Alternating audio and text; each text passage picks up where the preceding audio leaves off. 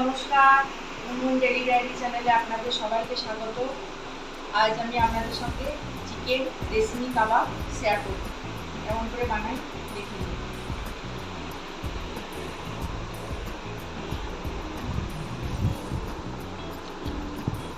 এবার আমি ফ্রিজ থেকে 4 ঘন্টা পর চিকেনটাকে বার করলাম। 4 ঘন্টা ম্যারিনেট করা ছিল, তারপর আমি 1 ঘন্টা আগে চিকেনটাকে বার করেছি। নর্মাল ফ্রিজে রেখেছিলাম, আপনাদের বলতে ভুলে গেছি, আমি ডিপ ফ্রিজে কিন্তু রাখিনি, নর্মাল ফ্রিজে রেখে দিয়েছিলাম, দিয়ে 1 ঘন্টা আগে বার করে রেখেছি। তারপর এগুলোকে আমি এই শিকের মধ্যে ভরে দিচ্ছি। দেখুন কেমন করে ভরি।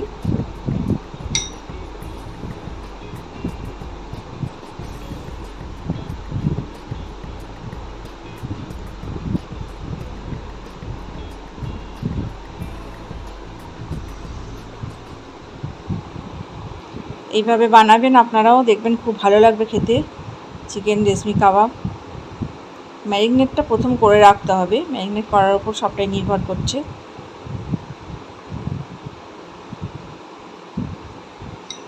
এবার আমি সব চিকেনটাকেই পুরোপুরি এইভাবে আমি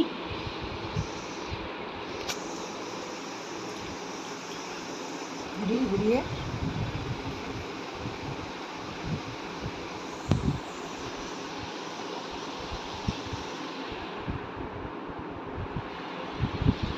আমার তো অল্প চিকেন ছিল, তাই জন্য আমার কোনো অসুবিধা নেই, হয়ে যাবে এখন।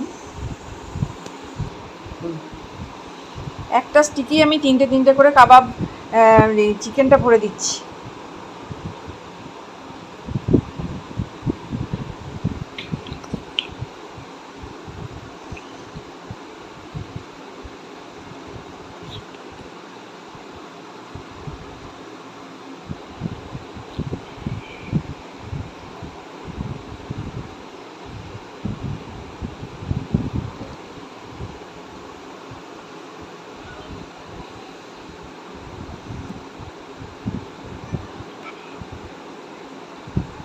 দিয়ে তারপর আমি ফ্রাইং প্যানেতে এগুলো বানাবো।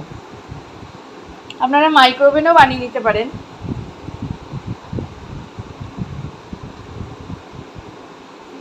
মাইক্রোওভেনে বানিয়ে আপনাদের সঙ্গে একদিন শেয়ার করব।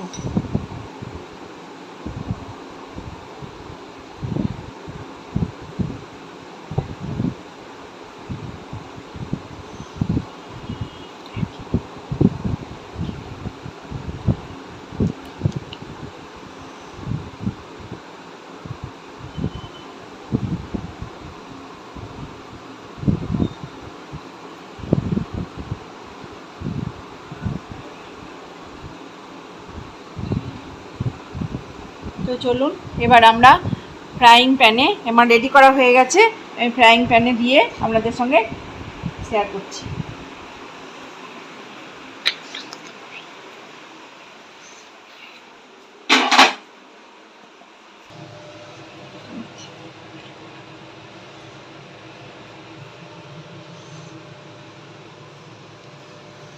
আমি এবার ফ্রাইং প্যানে তেল দিচ্ছি, আপনারা বাটার দিয়েও করতে পারেন, আমি তেল দিয়ে বানাবো, আবার বাটারটা ওপরে আমি ব্রাশ করবো।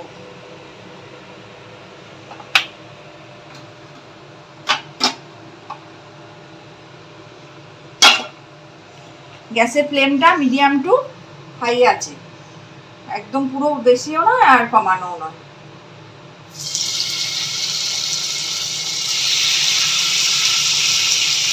এরকম করে আপনারাও দিয়ে দেবেন, তারপরে উল্টে নেবেন একবার। আমি যখন উল্টাবো তখন ওপরে বাটার দিয়ে দেবেন।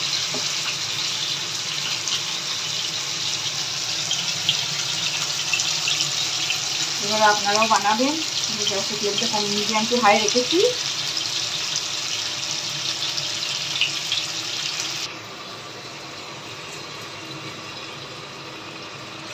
একটা সাইড আমার 50% সেদ্ধ হয়ে গেছে, তো আমি এবার এটাকে উল্টাবো। এবার আস্তে আস্তে উল্টে আপনাদের দেখাচ্ছি। একটা 50% সেদ্ধ হয়ে গেছে, এবারে এরকমভাবে এটা উল্টালাম, একটা করে উল্টাবেন আস্তে আস্তে করে। তারপরে এর উপরে আমি একটু বাটার ব্রাশ করে দেবো।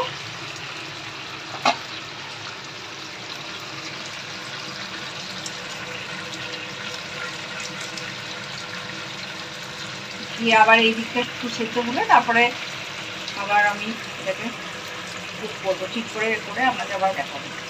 বাটারটা দিলাম, আস্তে আস্তে করে বাটারটা দিয়ে দিলাম এবং উপরে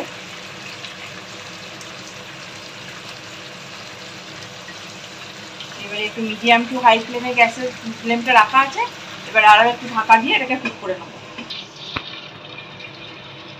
এদিকটাও আমার অনেকটা কুক হয়ে গেছে, এই দেখুন। এবারে আমি এদিকটা আবার বাটার দিয়ে ব্রাশ করে দিয়ে আর একবার আমি ঢেকে দেবো, তাহলে ঠিক সুন্দরভাবে একবারে খুব সুন্দরভাবে কুক হয়ে যাবে।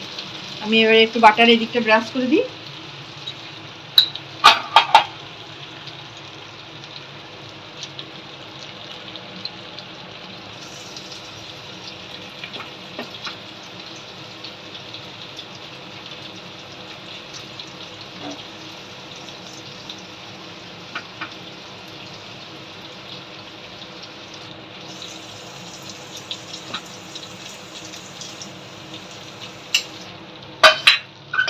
একবার ঢেকে দেবো।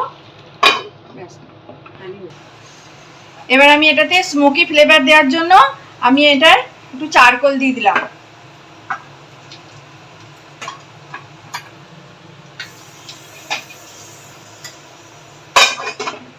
ঢেকে দিলাম, একটু স্মোকি ফ্লেভারটা আসবে। এবার আমার চারকোলটা হয়ে গেছে স্মোকি ফ্লেভারের জন্য। এবার আমি এটাকে সার্ভ করব।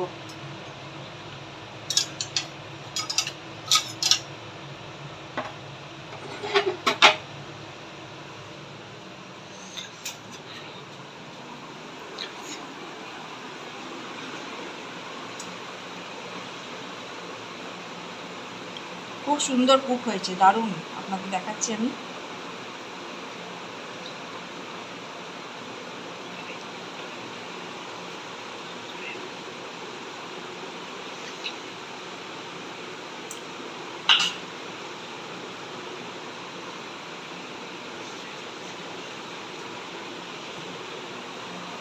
একটু লেবু দিয়ে পেঁয়াজ দিয়ে আমি এটাকে রেডি করে দিচ্ছি।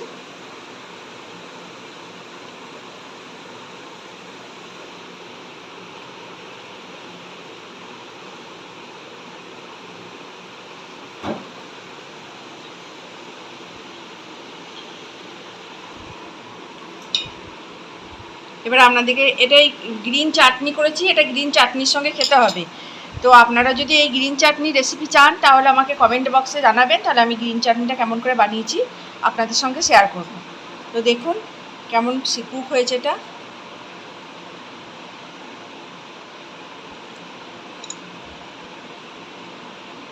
দেখুন খুব সুন্দর কুক হয়েছে, খুব নরম এবং ভালো কুক হয়েছে। এটা আপনারা এবারে এই গ্রিন চাটনির সঙ্গে ডুবিয়ে এটা খাবেন। তো দেখলেন আপনারা কেমন করে আমি চিকেন রেসিপি কাবাব বানালাম।